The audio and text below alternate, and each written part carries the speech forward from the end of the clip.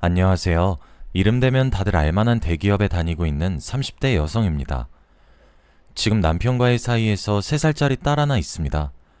사실 저는 지금 남편 전에 한번 결혼을 한 적이 있어요. 오늘 이야기도 전 남편과 어떻게 이혼하게 되었는지 그 기막힌 사연을 여러분께 말하고자 사연으로 보내게 되었습니다. 그 당시에는 너무 억울하고 화병이나 밤마다 잠도 못 들고 계속 분해 있었는데 지금은 좋은 사람 만나 예쁜 딸도 얻고 남부럽지 않게 행복한 삶을 누리게 됐네요. 본론으로 들어가 전 남편과 저는 20대 중반쯤 제가 막 회사에 취업하고 만나게 되었습니다. 편의상 그냥 남편이라고 말하겠습니다.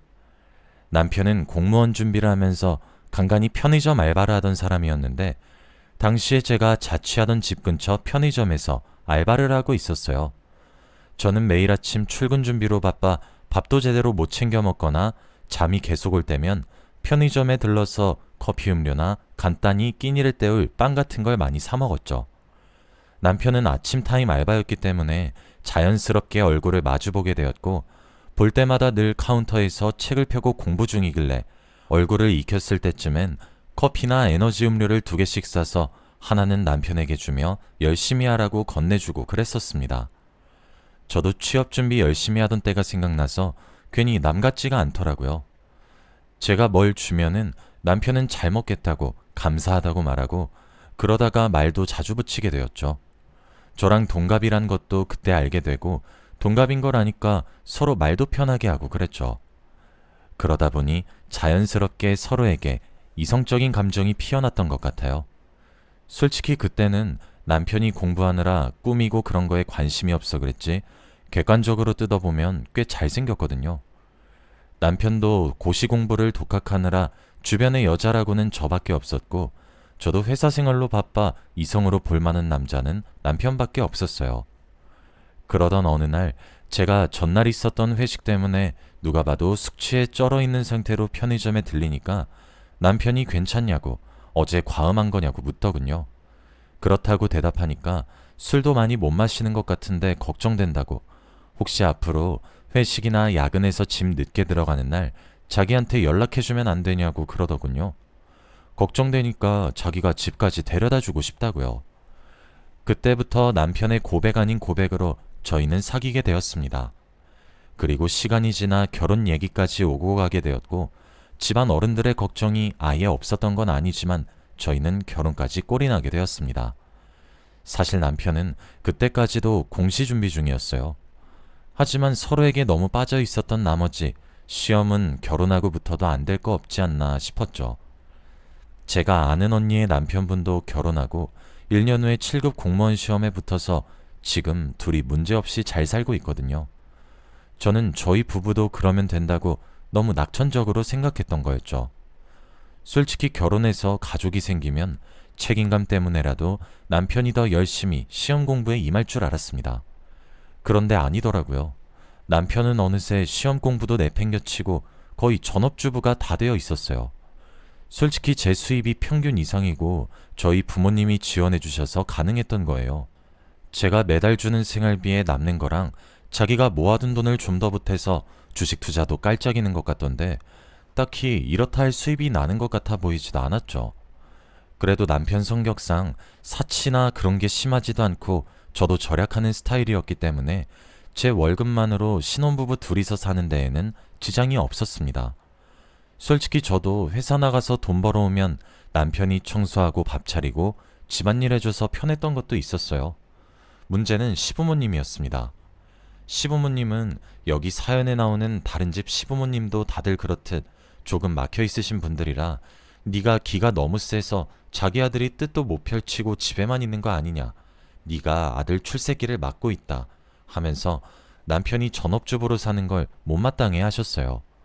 주변에서도 아직 남자 전업주부에 대한 인식이 좋지 않아서 가끔 남편이 자존심 안 상해하냐 하는데 다행히 남편은 적성에 맞는지 불평한 적이 없었어요. 오히려 공무원 시험 준비를 다시 시작하라고 하면 그걸 더 싫어할 것 같았죠. 아무튼 본인이 원하는 데다 아직까지 별 문제는 없어서 저도 그냥 냅뒀었습니다. 그러다 하루는 부장님이 제게 둘이서만 할 얘기가 있다고 같이 술이나 마시자고 하셨는데 2차로 갈 만한 곳이 마땅치 않아 저희 집으로 모셨던 적이 있어요. 부장님은 40대 중반의 골든 있으셨어요. 보통 회사에서 여자는 결혼이나 임신, 출산 때문에 중간에 경력 단절돼서 그 나이에 부장까지 가기 힘든데 부장님은 능력도 좋으시고 성격도 권위적이지 않아서 저도 개인적으로 존경하고 있는 상사였습니다. 저도 보통 부부와 다르게 남편이 내조해준 덕에 회사 일에만 집중할 수 있어서 실적이 좋았기 때문에 부장님도 저보고 자기 예전 모습 보는 것 같다며 저를 총애하셨죠. 이미 술에 취해서 기분이 좋아지신 부장님과 함께 집으로 가니까 미리 연락받아둔 남편이 나름대로 상을 차려줘서 고맙다고 했습니다. 그런데 부장님이 남편을 보고 제게 말하더군요. 최 대리 능력 좋은데? 남편분이 참 멋있게 생기셨네. 둘이 결혼한 지 얼마나 됐지? 야, 보기 좋네. 잘 어울려. 부장님 칭찬에 괜히 어깨가 으쓱해지기도 하고 쑥스럽기도 해서 남편에게 눈짓으로 부장님이 취해서 그렇다며 먼저 방에 들어가 있으라고 말하려던 참이었어요. 그런데 부장님이 남편이랑도 함께 마시자며 말씀하시더라고요. 그래서 그날은 부장님, 저, 남편 이렇게 셋이서 술자리를 함께 했습니다. 그리고 그 후에 부장님이 그날은 신세져서 고마웠다고 선물이라며 비싼 식기 세트를 주시더라고요. 감사하다고 인사한 후에 그날 일은 그렇게 끝나는 줄 알았습니다. 그런데 그 이후로 부쩍 부장님과 둘이서 술자리를 함께 하는 날이 많아졌어요. 그것도 저희 집에서요.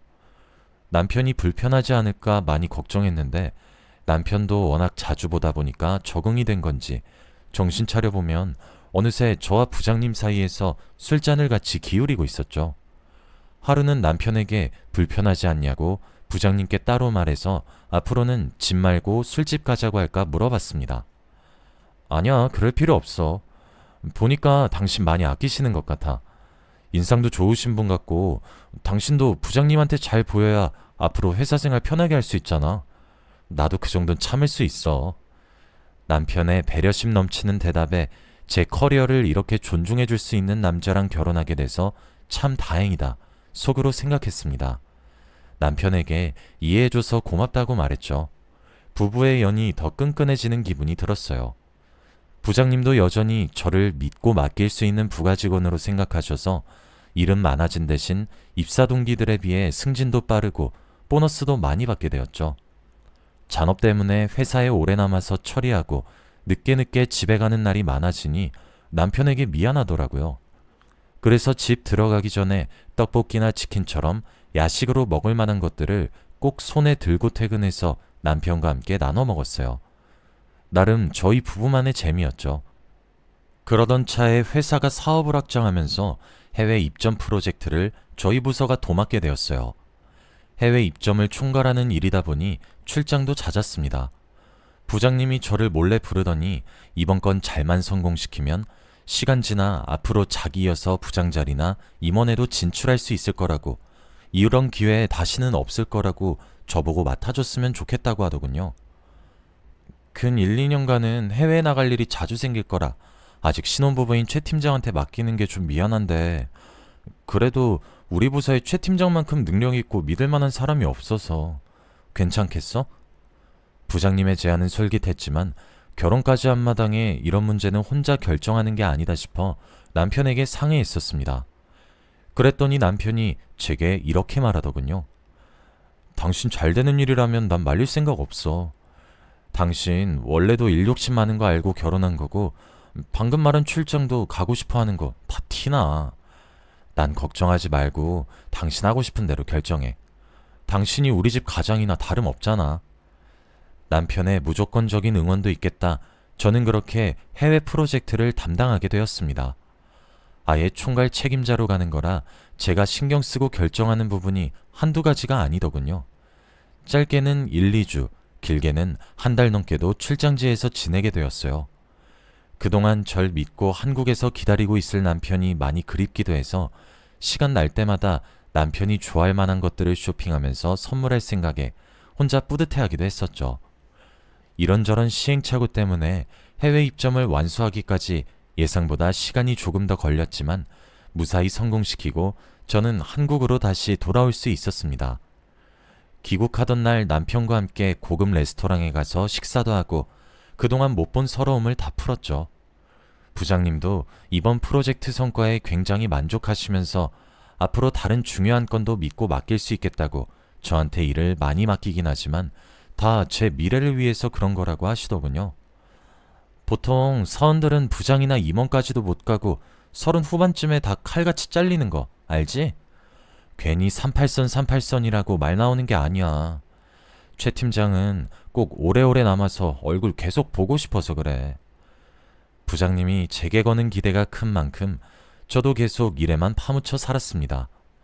다녀보면서 늘 느끼는 거지만 대기업이 참 피 터지는 경쟁 끝에 입사해도 그 안에서 또 경쟁해야 하고 돈을 많이 주는 대신 그만큼 살인적인 업무량을 재량껏 감당해야 하더군요. 그런데 그게 화근이었던 건지 남편이 가정에 소홀한 제 모습을 탐탁치 않게 여기더라고요. 어느 날 또 야근하고 퇴근하니 남편이 제게 와서 조심스럽게 말하더군요. 우리 이제 결혼한 지 시간도 좀 됐고 우리 부모님도 손주 재촉하시는데 당신 생각은 어때?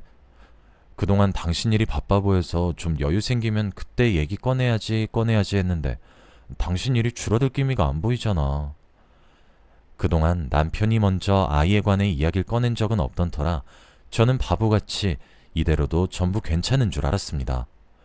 저는 아이 욕심이 별로 없었기 때문에 그동안 그 문제에 관해서는 생각하지 않고 있었는데 그래서 남편도 저랑 똑같은 줄 알았어요. 아이 얘기는 너무 갑작스럽기도 했고 솔직히 전 지금 제 커리어에 충실하고 싶었기 때문에 남편의 말은 썩 반갑지 않았습니다. 그때 제가 표정 관리를 제대로 못해서 조금 난감한 얼굴이었는데 남편이 그걸 본 건지 혹시 처음부터 애 가질 생각은 없었던 거냐며 저보고 신경질 내더라고요. 당신 아무리 자기 일이 더 중요하다지만 너무한 거 아니야? 결혼한 사람이 왜 그렇게 자기만 생각해? 나도 내가 좋아서 지금 집안일만 하는 줄 알아? 거의 처음으로 부부 사이에 과격한 대화가 오가서 제가 싸움으로 번지기 전에 남편을 진정시키려고 노력했습니다. 잠시만 여보, 진정해. 만약 지금 내가 임신해서 일 그만두게 되면 당장 우리 수입은 어떡하려고 그래? 그랬더니 남편은 제 말을 듣고 더 어이없어 하더군요. 벌어오면 또 얼마나 많이 벌어온다고 유세 떠는 거야 지금? 장인어른이 증여해 주신다던 빌라 건물도 있잖아. 그걸로 어떻게든 하면 될 거 아니야. 솔직히 남편은 무시했지만 저 나름대로 열심히 일해서 기본적으로 600 가까이 법니다. 거기에 보너스 같은 거 합치면 더 되고요. 이만하면 여자가 벌어오는 수입치고는 되게 많은 거 아닌가요? 제 주변에서도 제 나이에 회사 다니면서 이렇게 많이 버는 사람은 못 봤습니다. 그리고 아버지가 갖고 계신 빌라 건물은 전에 제게 증여해 주시겠다고 말이 나오긴 했지만 그 당시 어머니가 지병 때문에 병원에 계셨기 때문에 병원비를 부담해야 하는 아버지께 지원해달라고 떼쓰고 싶진 않았습니다. 결국 그날 이후로 저와 남편은 묘한 냉전 상태를 유지했습니다. 제 표정이 안 좋아 보이니 부장님이 바로 알아보고는 저를 부르시더군요. 최 팀장, 무슨 일 있어? 얼굴이 죽을 상이네. 한참 망설이다가 그래도 그동안 부장님과 싸운 친목이 있어 부장님께 사실대로 털어놨습니다. 남편과 아이 문제로 제가 일에만 집중하는 것 때문에 싸우게 됐다고요. 제 이야기를 잠자코 들으시던 부장님이 솔직히 제 남편에겐 미안하지만 제 생각이 더 맞는 것 같다고 말씀하시더군요. 뭐 나야 최 팀장 직장 상사니까 유능한 부하 직원을 잃기 싫어서인 것도 맞지만 지금은 최 팀장한테 너무 중요한 시기고 지금만 잘 버티면 나중에 회사에 오래 남을 수 있는데 당장은 너무 이르다고 봐. 부장님 말씀을 듣고 제 자리로 돌아가 제가 원하는 게 뭔지 곰곰이 생각해보니 의외의 답이 나오더군요. 일이 중요하긴 했지만 못지않게 남편과의 관계와 하나뿐인 가족도 제게 중요하다는 걸 깨달았습니다. 결국 그날 퇴근하고 남편에게 화해의 손길을 내밀었어요. 그동안 너무 내 일만 생각했던 것 같아 미안해. 당신이 했던 말 다시 생각해보니까 틀린 거 없는 것 같아. 나도 이제 일보다는 가정에 좀 더 충실해야 할 시기인 것 같기도 하고. 제 진심 어린 사과에 남편은 얼굴에 화색을 띄우며 좋아했습니다. 남편과 제 사이는 이렇게 다시 호전되는 듯 했죠. 기왕 아이 가질 결심을 하게 된 거 철저하게 준비하려고 올케 언니가 근무하는 산부인과에 찾아간 어느 날이었습니다.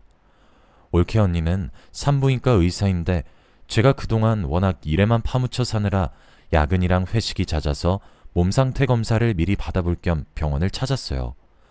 미리 말하면 남편에게 괜히 걱정을 심어주는 것 같아서 결과를 받아보기 전까진 숨기기로 했죠. 병원에서 접수하니 새언니가 먼저 온 환자를 진찰하고 있다기에 진료실 근처 의자에 앉아 제 차례를 기다렸습니다. 기다리니 진료실에 환자가 나오더군요. 그런데 뒷모습도 그렇고 옷도 어딘지 익숙했습니다.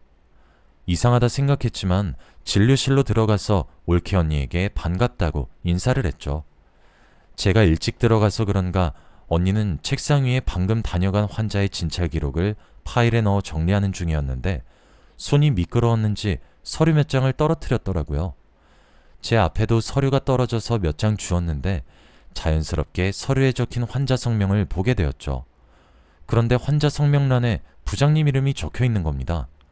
그제서야 아까 나간 환자의 뒷모습이 부장님 모습과 겹쳐지면서 머리가 띵해졌어요. 언니에게 물어보니 방금 다녀간 환자인데 임신 14주 차였다며 그 사람이 너희 회사 사람인 줄은 몰랐다고 깜짝 놀라더군요. 저는 검진을 받는 내내 부장님 생각으로 머리가 가득 차 있었어요.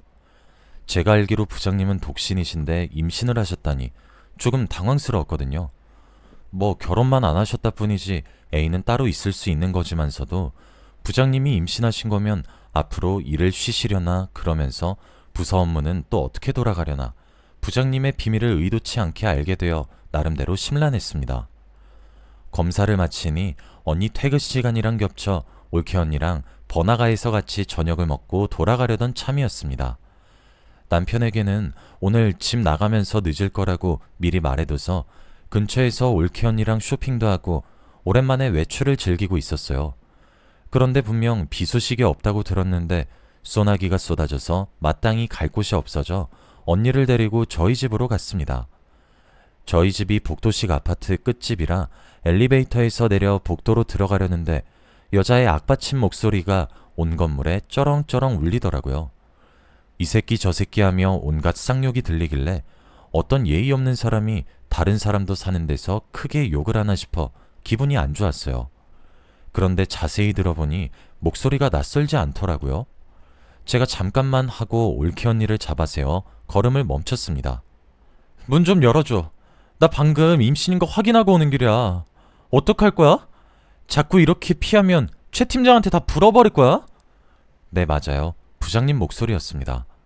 고개를 빼꼼 내밀고 복도를 살펴보니 부장님이 비를 쫄딱 맞은 채로 남편 이름을 부르면서 저희 집 현관문을 두드리고 소리치더라고요.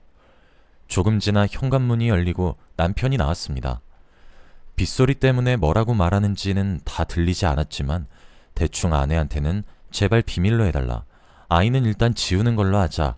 뭐 이 정도는 알아들을 수 있겠더군요. 그런데 남편 말을 가만히 듣던 부장이 돌연 아이를 낳아 키울 거라고 남편더러 저랑 이혼하래요. 제가 어쩔 줄 몰라 올케 언니를 쳐다보니 언니는 이미 핸드폰으로 동영상을 찍으면서 제게 조용히 하라고 입에 손가락을 가져다 대더군요. 얘기를 듣다 보니 서서히 상황 파악이 되더군요. 부장님이 가진 아이 아빠가 제 남편인 것부터 제가 해외 출장으로 바빴을 당시 남편과 부장님이 저 몰래 자주 만나오고 있었다는 사실까지요. 누가 들을 거라고 상상도 못했는지 둘은 복도에서 큰 소리로 말하더군요. 덕분에 동영상에 둘의 대화 내용도 어느 정도 담을 수 있었습니다. 제가 두 사람 대화를 듣다 못해 올케 언니에게 계속 동영상을 찍어 증거를 남겨달라고 부탁한 뒤 그쪽으로 다가가니 두 사람은 귀신이라도 본양 깜짝 놀라더군요. 남편은 말을 더듬으면서 언제 왔냐고 묻고 부장은 손톱을 까드득 씹으면서 불안한 티를 팍팍 내비쳤습니다. 여보, 부장님이 지나가다 비가 너무 많이 와서 우산 빌릴 겸 잠시 들렀다가 가시는 거야. 당신은 늦게 온다더니 왜 이렇게 일찍 왔어? 능청스럽게 거짓말을 지어내는 남편에게 싸늘하게 답했습니다. 방금 얘기하는 거 다 들었으니까 되도 않는 거짓말로 속일 생각하지 마. 바람 폈다는 사실만으로도 어이없는데 그 상대가 부장님? 그것도 애까지 만들어서. 여보, 미안해. 내가 잠시 미쳤나 봐. 당신이 없는 동안 너무 외로워져서. 그치만 출장 간 동안 잠깐이었어. 사랑한 것도 아니었고 그냥 잠깐 즐기고 만 거야. 남편의 다급한 변명에 부장이 남편을 잔뜩 노려보더군요. 그 모든 상황이 견디기 힘들 정도로 역겹더군요. 아니야, 됐어. 애도 가진 김에 둘이 그냥 같이 살아. 당신 계속 아기 원했잖아. 난 아무리 생각해도 바람핀 사람 참아주고 다시 아무 일 없던 것처럼 살 정도로 대인배 못 되는 것 같네. 이혼하자 그냥. 그 길로 남편을 밀치고 집 안으로 들어가 간단히 제 짐을 쌌습니다. 그때 식탁에 놓인 부장이 선물한 식기 세트가 보여서 분을 못 이기고 바닥에 전부 집어던져 개박살을 냈습니다. 짐을 들고 친정집으로 갔어요. 사건 정황을 모두 아는 올케 언니가 부모님께 대신 설명해주고 아는 변호사 친구까지 소개해줘서 이혼 소송은 어려움 없이 진행되었습니다. 언니가 찍은 동영상도 결정적인 증거로 작용해 제 승소로 끝날 수 있었습니다. 판결이 나던 날까지 남편에게 계속 전화가 왔어요. 전화로 자기는 부장이랑 살 마음 없다고 한 번만 없던 일로 치고 넘어가주면 안 되냐고 하는데 들어줄 가치도 없어서 그냥 차단했습니다. 더 웃긴 건 전 남편은 저랑 이혼하고 돈이 없으니까 부장이랑 재혼을 하긴 했어요. 그런데 노산이었는지 아니면 천벌을 받았는지 부장이 사산해버리고 그 여파로 부장은 일도 그만뒀다고 하더군요. 돈도 아이도 없으니 전 남편과 부장 사이도 당연히 악화되었고요. 저는 그때쯤 다른 기업의 스카우트 제의를 받고 제 발로 회사를 나갔습니다. 지금 만난 남편도 옮긴 회사에서 새로 만난 사람이에요. 지금 만난 남편과는 아무 문제 없이 행복하게 잘 살고 있어요. 첫 결혼 생활이 실패로 끝나 상처가 깊은 저를 끝까지 기다려주고 아껴주는 모습에 저도 서서히 마음을 열게 되었고 이후 결혼하고 결국 3살 먹은 딸까지 생겼네요. 지금은 저도 일과 가정 둘의 밸런스를 잘 유지하면서 누구보다 행복하게 잘 살고 있습니다. 제 긴 사연 들어주신 모든 분들 감사합니다.